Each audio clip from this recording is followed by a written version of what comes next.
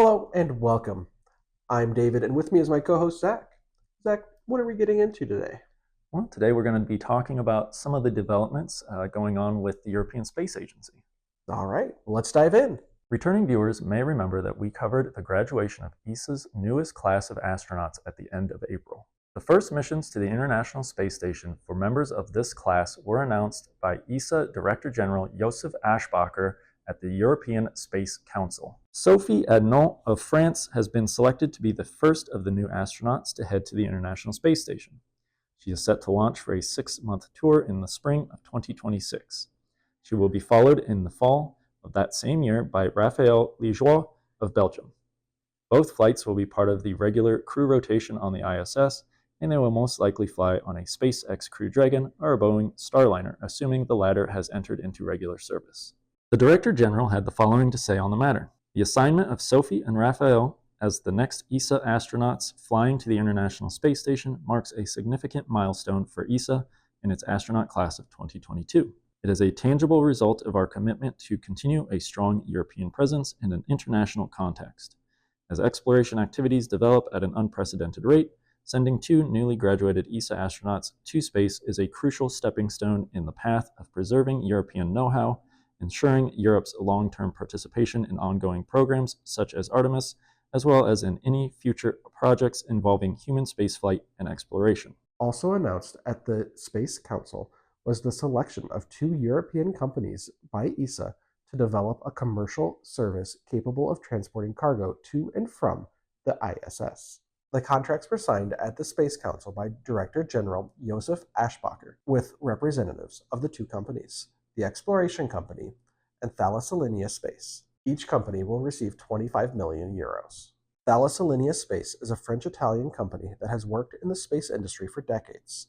Their Turin facility has done work on the Space Shuttle Space Lab to the Columbus module on the ISS and is currently working on several modules that will make up the future Gateway station that will orbit the moon. The Exploration Company is a French-German company that is a new face in the space industry, having been established in 2021. Despite being new, the company has already earned a previous contract with ESA and has already developed a cargo craft called Nix, which is looking to conduct its maiden flight this summer. The intention behind the move to develop European cargo craft is to enable ESA to continue space exploration as well as make Europe a strong contender in the future orbital economy. Europe isn't looking to just deliver cargo to the ISS.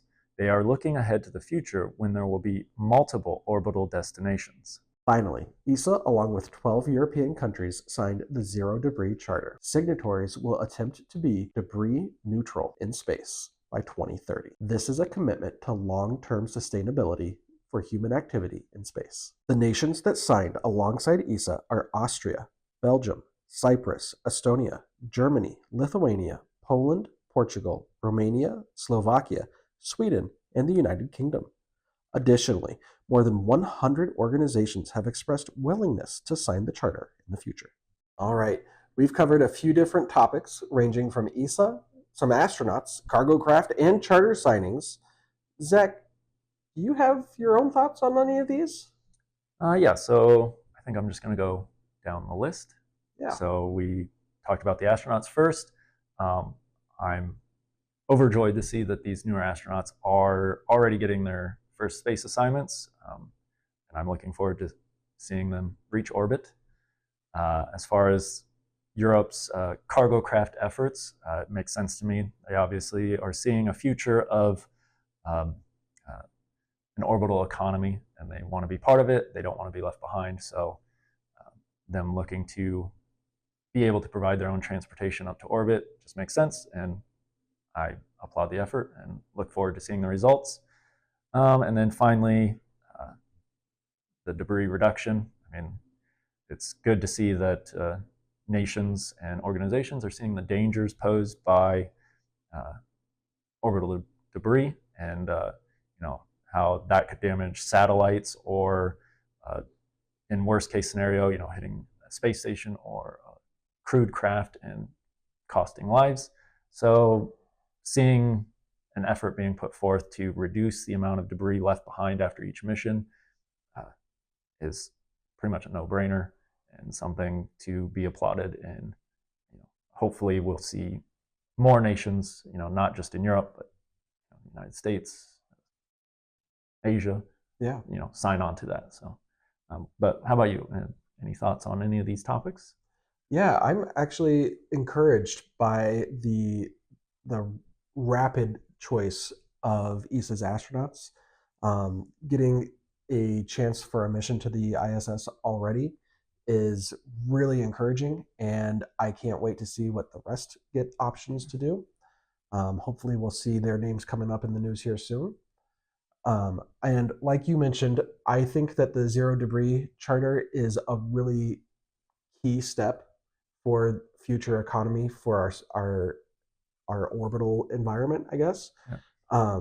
The chance that something disastrous could happen is always out there, and reducing that risk, I think, will be key to future sustainability. And I'm encouraged that so many companies and countries have already signed and are looking to add their names to the charter. Mm-hmm. But that's what we have to think. We'd like to hear from you. Let us know down below what you think of the charter, ESA, the astronauts, or anything else. We'd love to hear from you.